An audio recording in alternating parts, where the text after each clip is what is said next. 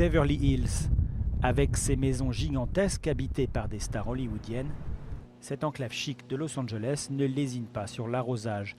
En témoignent ses pelouses et jardins bien verts. Mais face à une sécheresse historique en Californie, le gouverneur a exigé une réduction de 25% de la consommation d'eau pour tous. Beverly Hills fait partie d'une poignée de municipalités priées de faire encore plus. La ville doit consommer 35% d'eau en moins. 35%, c'est un but très ambitieux, c'est sûr. J'ai des inquiétudes sur ce qu'on va devoir mettre en place pour y arriver. Mais je pense que l'État a raison de s'occuper du problème de l'eau.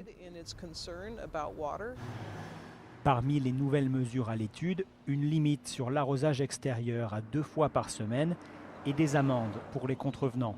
Si ce système a déjà fait ses preuves dans de nombreuses villes californiennes, selon cette experte, il faut aller plus loin. Il faut augmenter les tarifs de l'eau, surtout pour les plus gros consommateurs.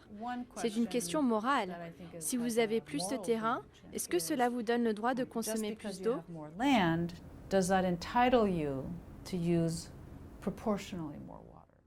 Au final, l'eau que certains utilisent pour arroser leur pelouse, c'est de l'eau que nous ne pourrons pas utiliser pour notre consommation, pour boire dans les mois suivants.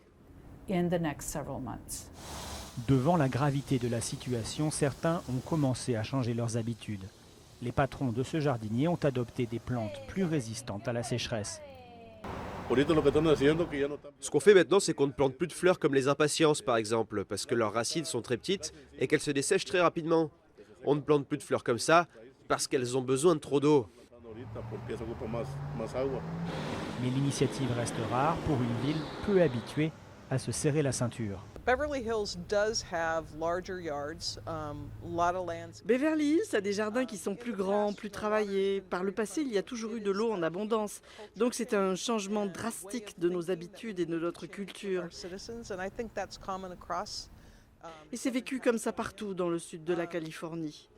Nous devons penser autrement et c'est un vrai défi.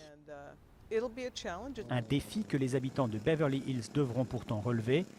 Même s'il se mettait à pleuvoir un peu plus souvent, il faudrait des chutes importantes et continues pour que la Californie déclare la fin de la pire sécheresse jamais enregistrée.